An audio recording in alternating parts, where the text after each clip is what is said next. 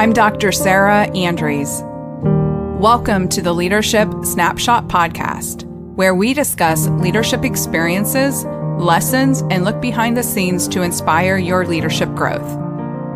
My definition of growing as a leader is that every day you become more self-aware, more aware of others, and more of an impact. You grow so that the people around you can grow as well. So congratulations on wanting to be a leader of impact. I promise to support your journey every single episode. So let's get started. Welcome everyone. Today my guest is Tikiri Herath, and she is an author and she's the founder of the Red Heel Rebels. And I'm going to let her tell you all about that, but that name is so cool. So tell us. Oh, thank you, Sarah. I'm glad you love the name. So I write both fiction and nonfiction books. My fiction books are called The Red-Heeled Rebels, and they are about a group of women from around the world. And I say women, but they're young women, 19, 20-year-old, who have been drawn into adversity that you and I can't imagine. We're talking about things that happen today in the world. I've done my research and I've lived on 4 continents, so I know what it's like to be a woman, but there are people and women especially who live in far more adverse circumstances than you and I want to write about them. So I talk about human trafficking, modern day slavery. There are more slaves today in this world, not to start with a downer, than there were ever brought across the oceans from the Africa to the Americas. Today, we've got a problem and we're not talking about it. So my Red-Heeled Rebels novels are all about, and I write them in a very positive slant. I make sure I give them, this is not fantasy, but I do give them the strength, internal courage to fight back.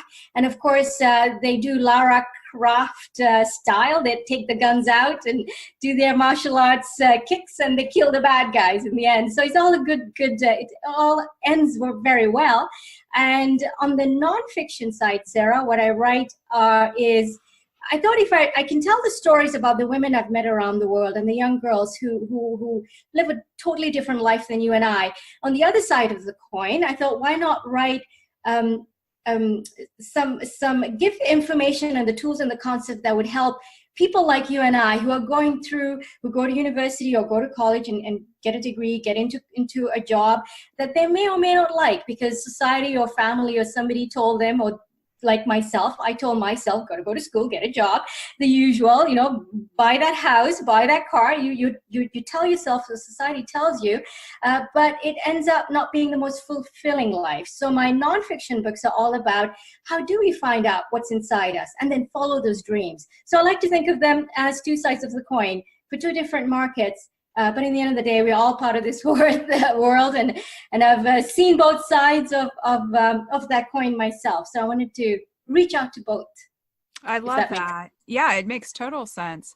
So what would you say has been the biggest leadership lesson that you had to learn? From my own corporate work life, I made a lot of mistakes as a young junior manager. I've hired the wrong people. I've fired people in the wrong way. I've led people in a way that probably wasn't conducive to a happy team environment as well as good for the project. I've learned my lessons, but I think the biggest lesson that I've learned, I'm a AAA personality. I'll go to the top of the mountain and I'll get the weapons and I'll conquer that and come down. But I have to realize everybody is different. We all, and that diversity is a beautiful thing. And that took me a while to learn. When I got into a leadership position, it's to acknowledge people for what their strengths, and then build them up. And because I find that when I say diversity, I'm talking about skills, experience, the way you think, the type of college degree you had or not had. I've had non-commissioned officers in the military work for me, and they come with no degrees, but they've been to Afghanistan and back with a wealth of wisdom and knowledge that the very super intelligent, smart 28-year-old woman with 2-3 degrees sitting next to me probably doesn't. At the same time, he doesn't have her book smarts. So I've had all these kind of people work for me, and it took me a while to learn diversity, the strength in that different thinking, and how do I incorporate and build them up so that they feel good when they go home at the end of the day, and it's good for the project, and it's good for the work that we're trying to do. I think that's a big one. I do have another one, Sarah, if you'd let me. Absolutely. The second one is lead by example. It's related. Instead of telling, pushing, enforcing, looking at compliance. And when I look at my nonfiction world, my fiction world, my stories I tell, the reason I tell these stories is I want to wake people up to what's happening around the world. And if I go and give speeches, write a PhD thesis, I was thinking at one point going back to school, doing a thesis on global women's issues, and I thought nobody's going to listen to me. But I can tell stories, and I can lead by example and show people, look, I quit a corporate job, a beautiful 6-figure salary, because I followed my passion, because I have a story to tell. I want everyone to hear and listen to these. And you don't have to agree with me, but I want you to hear. I want to touch people's hearts. So leading by example is what also I learned in the corporate world, which I'm now incorporating in my author world. I love that. I love that. So curiosity question, what got you started in writing books? I've always read books. Books have been, and because I traveled, I grew up, Sarah, my parents were expatriates. I don't know, the Europeans say expatriates, Americans say expatriates. So they as soon as they graduated from university in a little island called Sri Lanka in the middle of the Indian Ocean, they took off in their own adventure. And so I grew up mostly in Southern East Africa, a bit in Asia. And when you travel and move a lot as a child, it's really hard to make friends. So books were my friends. I'd always go to an international school wherever we were, and I'd just dig up whatever books that were left behind by other expatriates' kids. And I've read Russian novels, Shakespeare, Dickens.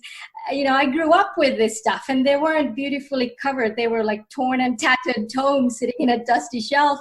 And so I think that was it was always inside of me, and I always wanted to I guess, give that, lead people into these magical worlds that you can create by words. I don't have a better answer than that, other than it's something that's in my, ever since I was a little kid. And if I have to get locked up in a room or in an island for the rest of my life, give me books. I don't even need food. I'll live with books. That's awesome. So you talked a little bit about your childhood, but how did you get started in your career and as a professional, and how did you transition into being an author? That's an interesting question. So at 19 years old, my family moved after living in different places. My family emigrated to Canada, to Vancouver, and my childhood wasn't the most pleasant. Yes, we traveled. Yes, we hadn't, I had a roof over my head, food on my plate, but there was a lot of emotional trauma, and it was not a very easy childhood. So I grew up really angry and thinking the world is against me, and it wasn't, and it was a very tough period. The first 20 years of my life was 19. And to tell you the truth, sorry, I'm going way too back, and stop me if I am. No, you're fine. But I wanted to run away from home many times, but when you travel, it's very hard, right? You're in Tanzania tomorrow. What do you do? I don't know the country. I don't know the culture. I don't know the language. So I bidden my time. I'm not pronouncing it right, but at 19, I found myself in Canada, a free country where I felt much safer. And I was 19, I was an adult, and took my suitcase, filled it with more books than clothes. I got out onto the streets of Vancouver and waited for a bus. I didn't know where I was going. All I knew was I was leaving a very toxic childhood behind and moving to a future. And I think when you start from nothing, there's nowhere to go but up. And I remember just sitting there terrified out of my life. Like I didn't know anybody, another new country, but at least I spoke the language, and I felt a little safer. This is a different world from the places I've lived in before. And so I did what I could. I found a basement room in some student apartment where, you pay next to nothing, and worked every menial job I could find because I had no skills and I had no experience. So I cleaned toilets as a chambermaid. I tried to sell vacuum cleaners at one point. I didn't sell one. They were really heavy Kirby bees, but what went through my mind as I was trying to bootstrap myself was, you got to stand up on your own feet. You got to take care of yourself. Accountability is so important. And part of that is because I never wanted to be in a position where anyone could control me or put me in a situation where, as my childhood was, I was very unhappy and unhealthy and quite toxic. So how do I do that? You take care of yourself. You got to work. You got to find the jobs, go to school. So I put myself through 2 business degrees, one in Canada. I went to Europe. I got my master's in Brussels and applied for jobs and went through the corporate world.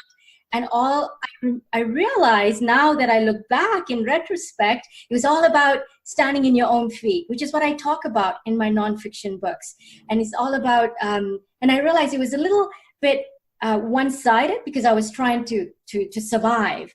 But when I was making 6-figure salary, I had my waterfront property, I had my convertible car, and I realized, look back and said, oh, wait a minute, is this really what I want to be doing? When I hit my 40s, midlife crisis perhaps, and I look back and said, perhaps I need to rethink. I was surviving until that point because I wanted to get away from that bad place and put myself in a situation where I'm always independent at the same time, and that's great, but this is not what I want to do with my life. And Sarah, we have longer lifespans than ever before. The medical advancements, all these things are giving us, we've got half of our life to live, if not more, barring exceptional circumstances.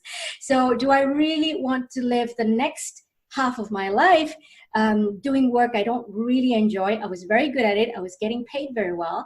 So that introspection happened at that time, which made me realize I want to write books. I want to talk about the stories of those little girls around the world. And I was one of them who would cower and get scared because bad things were happening, and to stand up. And my bad things were nothing compared to human trafficking, modern day slavery. Girls get sold off. There are 180 million girls who have been pulled out of school because of their gender, because they are then sold off to be married, to be to do menial labor, to as a in some Middle Eastern and Asian countries, that a little girl is, if there's a warring faction between 2 villages, you take the little girl and you say, here you go. They're chattel, they're pieces of furniture. It breaks my heart because I have seen those girls. I have sat next to them in buses. So I went with wearing my suit in my convertible car to this beautiful glass tower building in Ottawa, doing an amazing job, but my heart wasn't there. My soul wasn't there. My soul was with the girls everywhere else. So I just had to make that change. That's long story.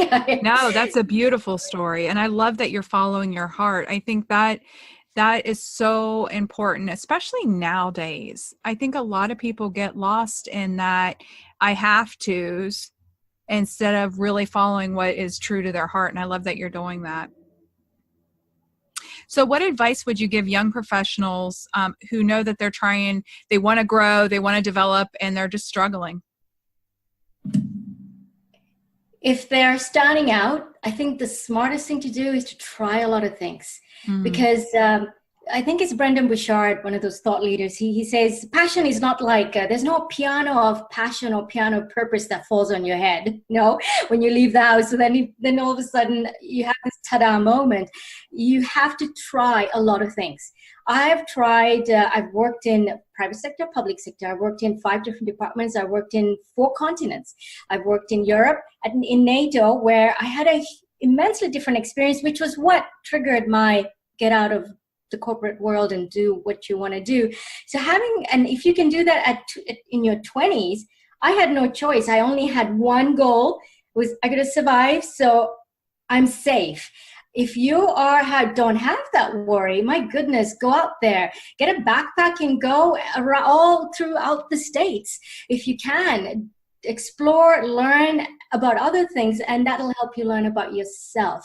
I think that's one thing. And second is don't waste time. Time passes anyway, right? You're going to be 20, 30, 40, 50, 60. That's going to come. And my question is, time passes anyway. What are you going to do about it? What are you going to look back and say, what have you done? If you can, I know it's hard because when I was in my 20s, I thought I'd live forever. But we have to realize that we are mortal, whether we like it or not. We might live longer, but we have to think about the next few decades and ask ourselves where we want to go, what do we want to do, what legacy do we want to leave behind. If somebody told me at 20 what legacy I wanted to leave behind, I would have said to uplift every marginalized girl and woman in the planet. I didn't articulate that well enough, so I got into my corporate job, which I'm thankful for because it taught me a whole set of other skills. And there is no end. There's no what's the word? There's no tunnel where there's no end, right? There's always a way out. You can always move. You can always change. And today, nobody looks at you with a funny eye if you've changed jobs a few times. So I think exploring is really important. Tikiri, you were so much fun to talk to today. Thank you so much for joining us. Thank you for having me, Sarah. I absolutely, thank you for having me. I really appreciate that. This was fun. If you enjoyed this podcast, make sure you subscribe so that way you can hear new podcasts that come out every week. Embrace your journey, and we'll talk to you next week.